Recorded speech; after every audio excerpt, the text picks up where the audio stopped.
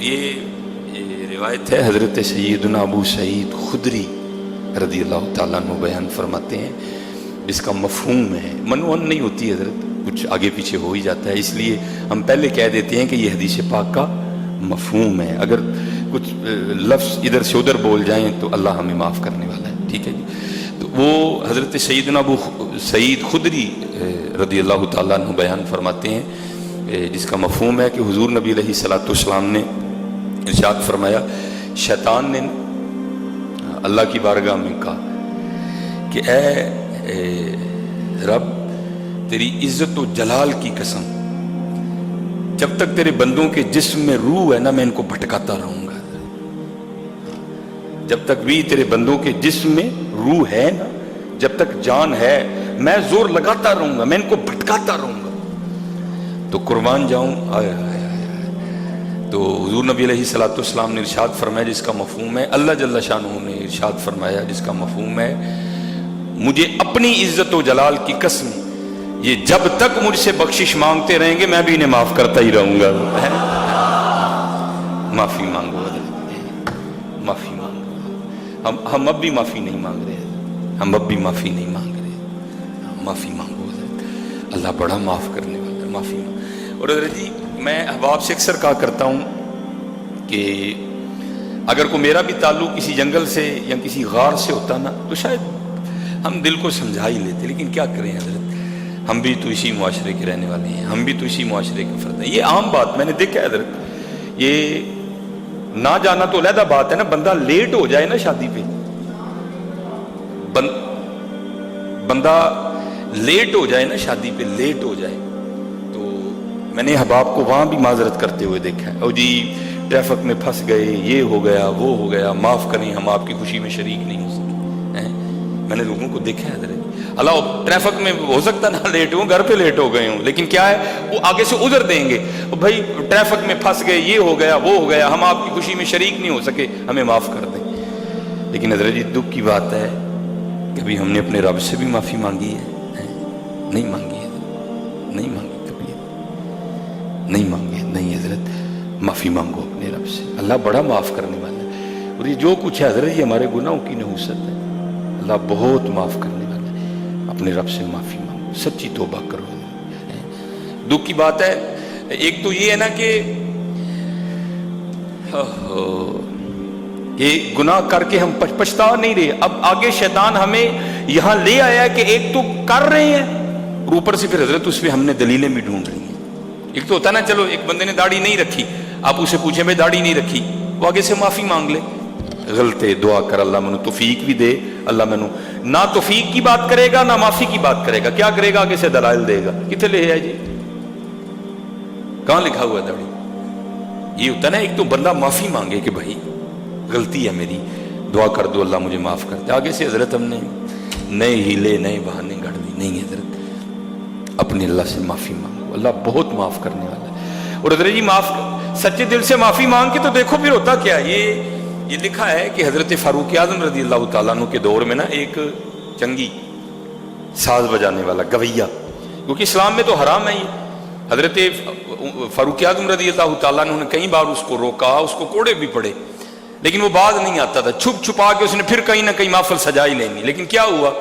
بڑھاپا آ گیا حضرت، اب وہ آواز نہیں رہی تو پھر وہ چاہنے والے بھی نہیں رہے، چھوڑ گئے سارے، وہ زنگی وہ بیلی وہ یار وہ دوست سب چھوڑ کے چلے گئے حضرت، یہاں تک نوبت آئی کہ فاقوں پہ بات اتر آئی۔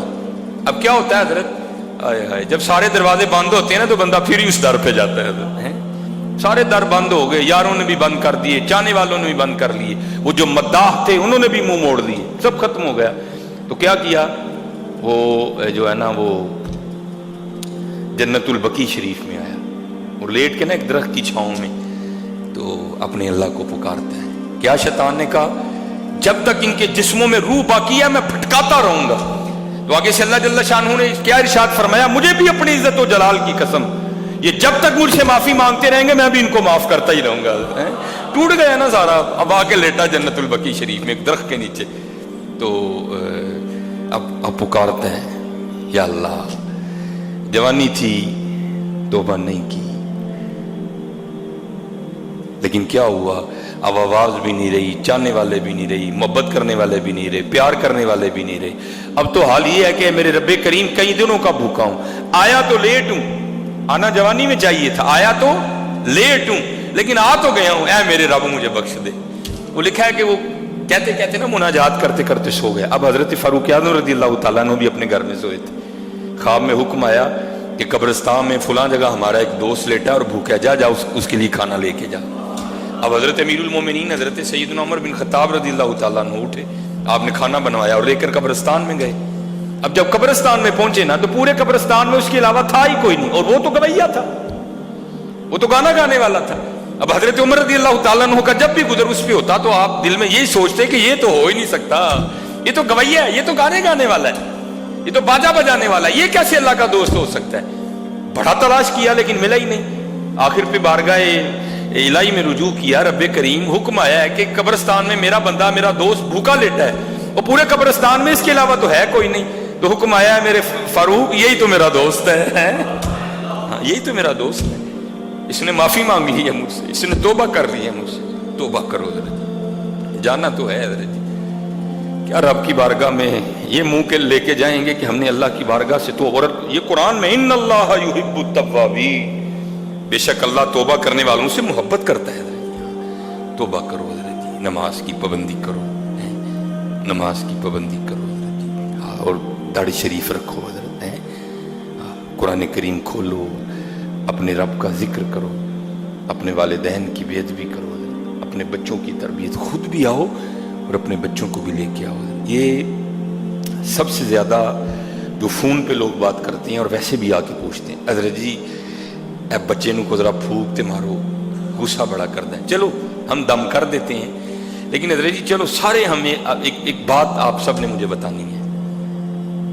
बच्चे के लिए हम कारी साहब के पास भी जा रहे हैं, पीर साहब के पास भी जा रहे हैं, जी को तवीज़ दे दो, को दम करो, जी गुस्सा बड़ा करता है। सच बताना हजरत जी, बच्चे के लिए तो हम कह रहे हैं कि ये गुस्सा बड़ा करता है, हमने गुस्सा करना छोड़ दिया।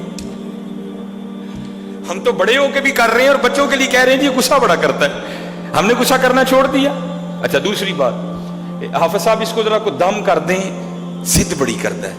हजरत जी अल्लाह के घर में बैठे हैं, जुमा का दिन है, सच बोलना सारे, हमने जिद छोड़ दी है। ये दाढ़ी ना रखना ये जिद नहीं है, हैं? ये जिद ही है ना हजरत जी, हमने जिद छोड़ दी। ये नमाज पढ़ने के लिए मस्जिद में आना ये जिद नहीं है, ये कुरान ना खोलना ये जिद नहीं है, ये जिक्र इलाही ना करना ये जिद नहीं है, ये गुनाह का तर्क ना करना क्या ये जिद नहीं है। हम बूढ़े हो गए हजरत, ना हमने गुस्सा छोड़ा ना हमने जिद छोड़ी, और बच्चों के लिए हजरत हम बड़े परेशान हैं जी, गुस्सा बड़ा करते हैं, जिद बड़ा करते हैं। ओ बाबा पहले तू गुस्सा छोड़, ये भी छोड़ देगा, पहले तू जिद छोड़, ये भी छोड़ देगा। हाँ अब देखिए ना, बच्चों ने किससे सीखना है? वो तो बच्चा छोटा सा, उसने माँ और बाप को देखना है, वो बाप को बार बार गुस्सा करते देख रहा है तो वो भी करेगा हजरत, वो माँ को बार बार गुस्सा करते देख रहा है तो वो भी करेगा हजरत, वो बाप को अभी तक जिद्दी देख रहा है, वो माँ को अभी तक उसीली देख रहा है तो वो भी फिर यही करेगा हजरत। अगर हम चाहते हैं ना कि हमारे बच्चे गुस्सा ना करें तो पहले हजरत हमें भी गुस्सा करना छोड़ना पड़ेगा। अगर हम चाहते हैं ना कि हमारे बच्चे जिद्दी ना हो तो फिर उससे पहले हजरत हमें भी जिद छोड़नी पड़ेगी हजरत। हाँ हजरत यही तो था, बाबा साहब के लिए लिखा नहीं कि हजरत का को मुरीद ये, और ये उन लोगों का तकवा था। हजरत का को मुरीद ना बड़ी दूर से अपने बच्चे को लेके आया। अब तो हजरत साइंस है, टेक्नोलॉजी है, दांत खराब भी हो जाए तो नए दांत लग सकते हैं, तो उस वक्त तो तसव्वुर ही नहीं था नए दांत लगने का। वो हजरत की बारगाह में अर्ज करदा, हुजूर मैंने तो इसको बड़ा समझाया, मेरी बात नहीं मान रहा, आप इसको मना फरमाएं, इसने गुड़ खा खा के ना अपने दांत खराब कर लिए। तो बाबा साहब ने फरमाया चल तू कल लेके आई है। वो चला गया, बड़ा सफर करके गया, फिर अगले दिन बड़ा सफर करके आया। आपने उसके कंधे पे हाथ रख के फरमाने लगे, ओ बेटा दांत अल्लाह की बहुत बड़ी नेमत है, गुड़ ना खाया कर इतना, दांत खराब हो जाएंगे। अब वो बंदा अंदरों अंदर तप गया, पंजाबी में कहूंगा। वो हजरत अगर यही कहना था तो कल ही कह देते, जरूर मुझे इतना लंबा फेरा लगवाया, भेजा, फिर बुलाया, रो के फरमाने लगे यार इसको किस तरह मना करता, थोड़ी देर पहले तो मैंने खुद गुड़ खाया था। है ये उन लोगों का तकवा था हजरत, ये उन लोगों का तकवा, वो इतना खौफे इलाही रखते थे कि मैंने गुड़ खाया, मैं इसको किस तरह मना कर दूं। हालांकि उसका बाप ये नहीं कह रहा कि हजरत इसको गुड़ से मना करें, वो कह रहा कसरत गुड़ से मना करें, लेकिन उन लोगों का कितना तकवा था हजरत کہ نہیں اس کو منع کیا کیونکہ ابھی میں نے گڑ کھایا. فرمایا بھائی پہلے میں چھڑیا تو پھر انہیں بھی موڑ لیا ہے. وہ بھائی میں ابھی تک غصہ کر رہا ہوں بوڑھا ہو کے, اور بچے کے لیے میں بڑا پریشان ہوں جی, غصہ بڑا کرتا ہے. میں بوڑھا ہو گیا حضرت جی ہیں, بال سفید ہو گئے ہیں, آنکھیں کمزور ہو گئی ہیں, میں ابھی تک ضد نہیں میں نے چھوڑی, اور بچوں کے لیے ہم بڑے پریشان ہیں جی, یہ ضد بڑی کرتا ہے. نہیں حضرت پہلے خود چھوڑیں, وہ آٹومیٹک چھوڑ دیں گے. ہاں چھوڑیں حضرت. ہاں اگر آپ چاہتے ہیں نا کہ نسلیں سنور جائیں تو چھوڑیں حضرت. نہیں ہم نہیں چھوڑیں گے تو پھر وہ بھی کبھی نہیں چھوڑیں گے حضرت. چھوڑ کے تو دیکھیں وہ آٹومیٹک چھوڑ دیں گے حضرت. ہاں اپنے اللہ سے توبہ کریں. اور حضرت جی مجھے تو اسپیشلی اپنا پاکستان, ظاہر ہے ہم پھرتے چلتے رہتے ہیں, اس طرح لگتا ہے کہ سارا غصہ ساڑھے کو ہی آ گیا ہے. سب سے زیادہ غصہ پاکستانی قوم میں ہے, سب سے زیادہ. اور دکھ کی بات یہ ہے کہ غصہ بھی پھر ہمیں وہاں آتا ہے جہاں نہیں آنا چاہیے حضرت. جہاں وہاں غصہ آتا ہے جہاں نہیں آنا چاہیے, لیکن جہاں آنا چاہیے وہاں ہمیں غصہ ہی نہیں آتا. اللہ ہم سب پہ رحم فرمائے. اللہ ہم سب کو پکی اور سچی توبہ کرنے کی توفیق عطا فرمائے. اللہ ہمیں اپنی بارگاہ میں جو ہے نا وہ لو لگانے کی توفیق عطا فرمائے. اور حضرت جی لو کی باتیں کروں نا, چلو اب ایک سنائی دیتا ہوں کہ کیسی لو تھی. ہم تو واللہ معاف فرمائے یہاں تک دنیا کی محبت میں غرق ہو چکے ہیں. حضرت نا سیدہ رابعہ بصری رحمت اللہ تعالی علیہا, یہ استغراق تھا ان کا, یہ دیوانگی تھی حضرت ان کی. آپ کے پاس نا کسی نے بیٹھے بیٹھے شیطان کا نام لیا. حضرت رابعہ بصری رحمت اللہ تعالی علیہا, آپ اسے حیران ہو کے پوچھنے لگیں وہ یہ شیطان کون ہے. اس کا نا وہ شیطان کے وجود کی انکاری تھی, نہیں یہ دیوانگی تھی ان کی حضرت. وہ جو بلے شاہ نے کہا تھا نا سیو نہیں مینو رانجا سدو ہیر نہ کھو کوئی, رانجا رانجا کر دی میں آپ پہ ہی رانجا ہوئی ہے. آپ نے فرمایا یہ شیطان کون ہے. وہ عرض کرنے لگا سیدہ آپ نے شیطان کا نام نہیں سنا. آپ نے فرمایا شیطان کا تو تیرے منہ سے سنا, میں نے تو رحمان کا ہی سنا ہے. آئے آئے آئے آئے. کیسے تھے وہ لوگ حضرت جی ہیں, اور کتنی محبت تھی ان کو اپنے اللہ سے, کیسی دیوانگی تھی ان لوگوں. آپ نے فرمایا شیطان کا تو میں نے تیرے منہ سے سنا ہے, میں نے تو رحمان کا ہی سنا ہے حضرت ہیں.